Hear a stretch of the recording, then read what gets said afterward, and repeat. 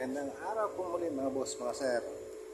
At panibagong checking na naman tayo. So check tayo mga boss na itong unit na to ay bago nating refreshes. Galing yan doon sa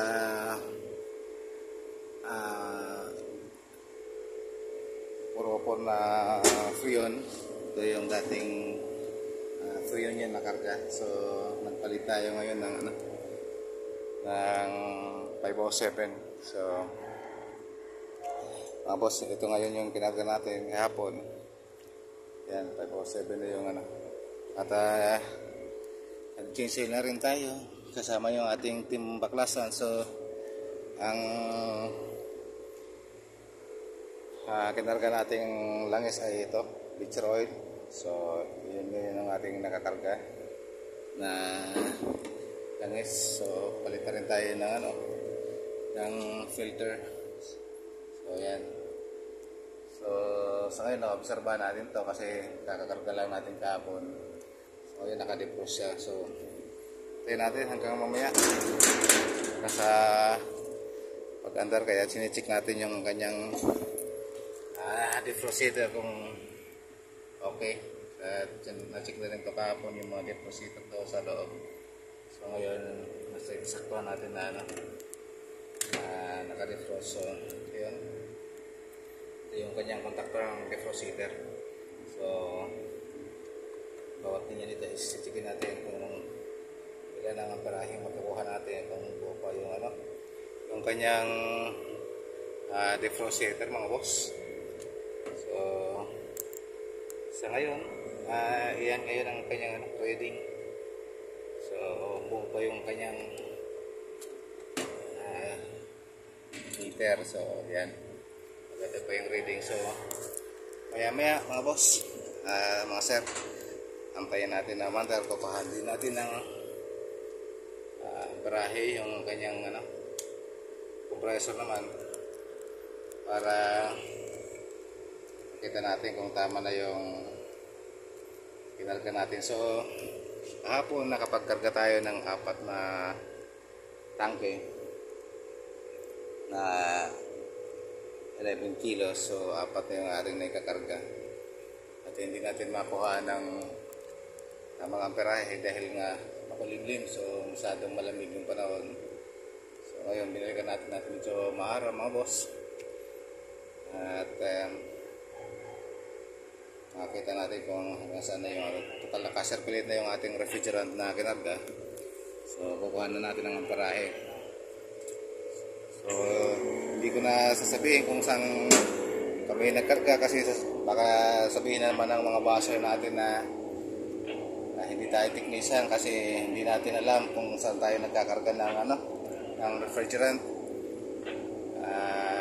Basta sa unang video natin kung saan dapat tayo pwede magkarga. So lahat naman pwede kargahan yan, depende lang yun dun sa sitwasyon. So kung bagong pump down, bagong vacuum, pwede talaga dito sa sa liquid line tayo magkakarga. Kung mag-a-add na tayo, ongoing na yung operation, mas mabilis dito magkarga sa suction. So yun po yung process ng ng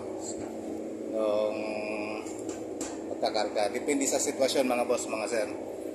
At ito ibang sistema naman to. So yung kanyang mga pressure switch, and iba rin yung design ng design ng kanyang heat exchanger. So ito yung naka double stage na compressor na 30 horsepower. At yan, natapos na yung ating defrost.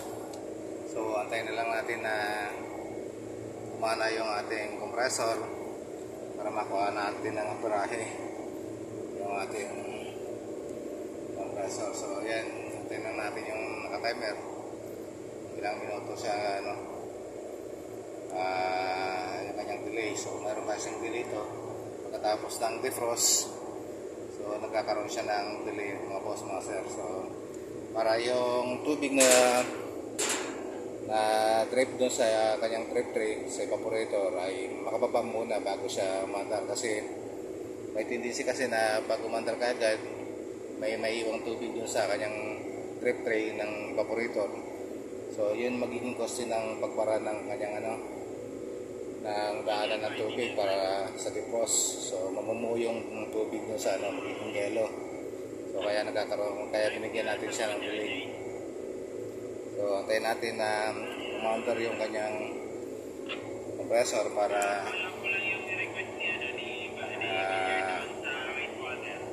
nakita natin yung aperahe ng ng compressor. So ito, nandito pa yung aming vacuum pump. So sa hindi naman nakakala, so nag-vacuum tayo ng almost isang araw. So ito ngayon mga boss yung ating dry. Kumana na yung ating compressor. So ito yung actual na parahe ng ating compressor ngayon ay 44.5. So tataas pa yan noonte. So okay yung ating parahe. Yan. Then yung ating suction sa discharge ko yung ating discharge. Ito naman ang ating suction. So yung ating oil ay yung leak pressure. So far okay yung ating stainless. So yan, okay naman yung kanyang system, functional lahat. So wala namang problema yung ating makina. So lahat ay stable naman mga boss.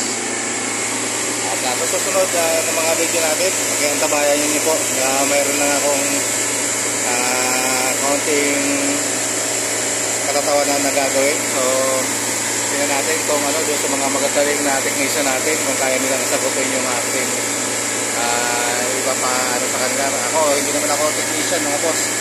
So nag-install lang ako ng ng mga system. At siguro technician na rin dahil magbabantay ako ng mga makina na to. So tingnan natin doon sa mga magagaling nating technician kung kaya nila sagutin yung ating trivia na susunod na video. So meron tayong trivia. So konting kalakuhan lang mga boss para hindi tayo masyadong seryoso sa trabaho, para may konti naman tayong nag-uusapan. So sa ngayon nandito po muna at okay na naman yung ating kuha na natin ang atarahe. So yung 46 yung ating atarahe ngayon sa compressor. So normal po yung ating atarahe. So maraming salamat po mga boss at sa mga nakakapanood po ng video ko, pag-subscribe na rin po sa YouTube.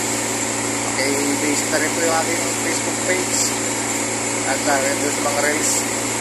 Pag-i-ano na lang po mga boss at marami pa tayong susunod na mga video. So naging madalang po yung ating pagkano ng video dahil nga naging busy po tayo. So may mga area na hindi pwede natin makuha na ng video. So lalo kung nandito sa labas at hindi tayo pwedeng mag-video dahil mababasa yung ating andap-andap na cellphone mga boss. So isa rin itong dahilan bakit naging madalang yung aking pagkakor ng video dahil naghahang ko yung aking cellphone pag hindi kagad na-upload, hindi kagad na-delete yung aking video. So naghahang po. So sana matulungan niyo po ako na makabili po ng pang video po talaga na cellphone para mas marami pa po akong video na may share at makarating din sa mas marami pang tao yung ating ginagawa. So hanggang dito po muna at maraming salamat po muli.